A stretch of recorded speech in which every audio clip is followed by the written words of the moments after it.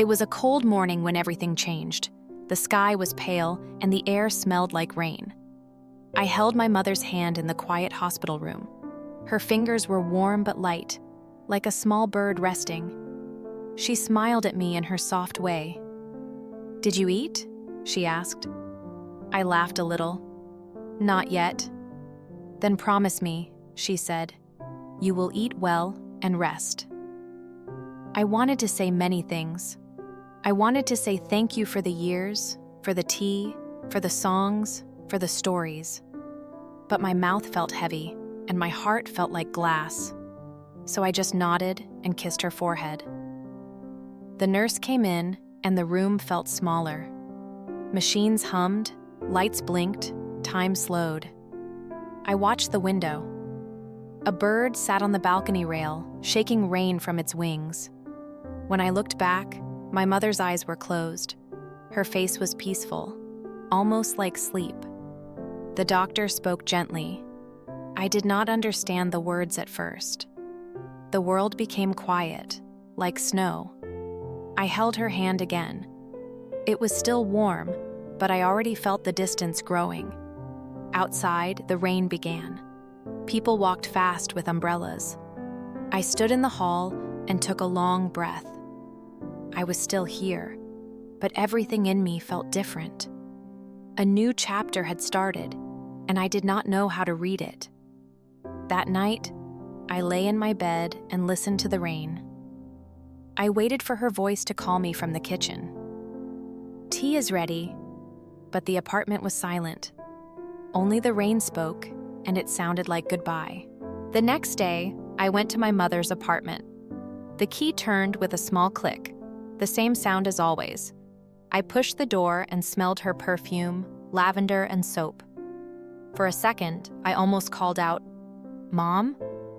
The rooms were exactly the same. The blue cup near the sink, the plant by the window, the calendar on the wall with a red circle on Sunday. A soft sweater rested on the chair, holding her shape. My legs felt weak, but I walked in. I made tea the way she taught me. Boil the water, count to 10, pour slowly, breathe the steam. Steam rose, and tears rose with it. I sat at the table and held the warm cup like a small son. Her phone was on the counter. There were unread messages from neighbors and cousins. On the fridge, there was a paper with her handwriting. "Buy lemons, call Lena, water the plant." I opened a drawer and found the old recipe book. Her notes were everywhere. Add a little honey. Too much salt last time. Cook with love. I ran my fingers over the words. It felt like touching her voice. The apartment was not empty. It was full of echoes. The cup she held, the chair she liked, the song she hummed while cleaning. But the echo is not the same as the voice. It is softer. It hurts and helps at the same time. I washed the blue cup and left it to dry. In the mirror by the door, I saw my face. I looked older in one day. I whispered, "I will try."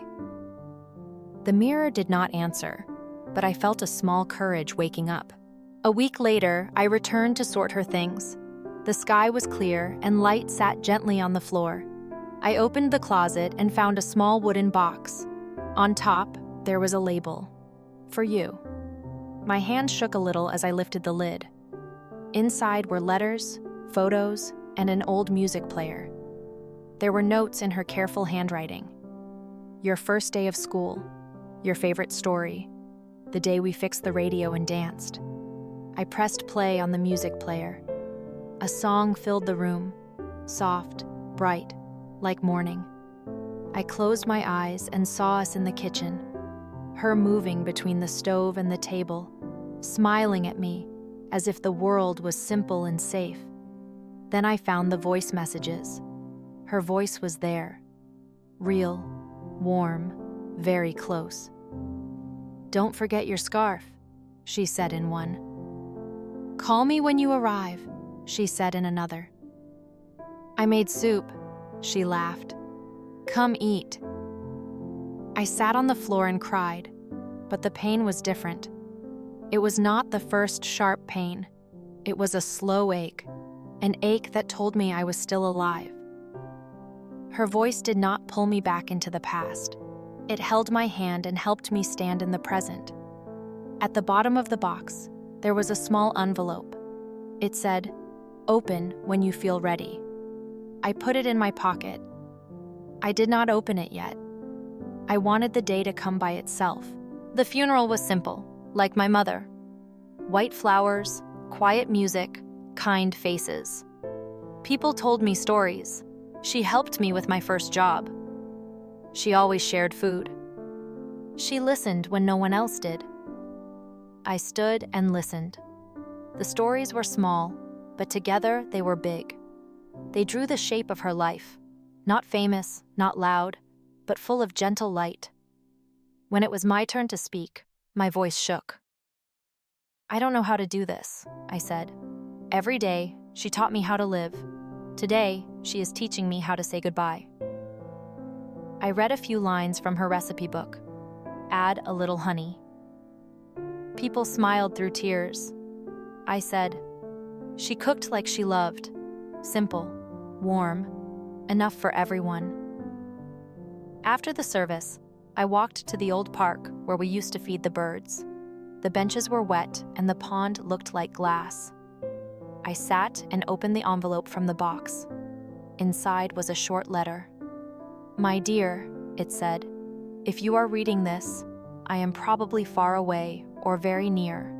Please remember, grief is love with nowhere to go. Give it a place. Bake a cake and share it. Plant a flower. Call someone who is alone. I am not in the walls. I am in the love you give." The paper blurred. I pressed it to my chest. A small wind passed over the pond. The water moved like a slow heartbeat. Time did not fix everything, but it changed the color of the days. The sharp pain became a soft wave. Some mornings were heavy, some were almost bright. I started cooking her recipes every Sunday. Neighbors came. We ate together and told stories. I laughed sometimes, surprised by the sound. It felt like a bird learning to fly again. I kept the plant by the window alive. It grew new leaves, small and brave. I learned to water it the way she did. A little, often with attention. It was work, and it was love. Sometimes I still played her messages. Sometimes I didn't. Both were okay. I walked through the market and bought lemons like she wrote on the list. I made tea and counted to 10. One evening, the sky turned the color of peaches. I carried a small cake to the old woman who lived alone upstairs. We ate together on her balcony. She told me stories about her youth. We watched the city lights appear, one by one, like slow stars. I went home and opened the window. A quiet song moved through the room from a radio in another apartment. I did not cry. I looked at the blue cup near the sink and smiled. I whispered, "I miss you." The room was silent, but it was not empty. It held her echoes, the kind that do not hurt as much, the kind that help me choose gentle things. Grief did not end. It learned to walk beside me, and love did not leave. It changed shape and stayed. Before I slept, I wrote in my own notebook, "Add a little honey, call someone, water the plant, live softly, carry the echoes with care." Then I turned off the light. In the dark, I felt a soft warmth, like a hand on my shoulder, like a small bird resting in my palm.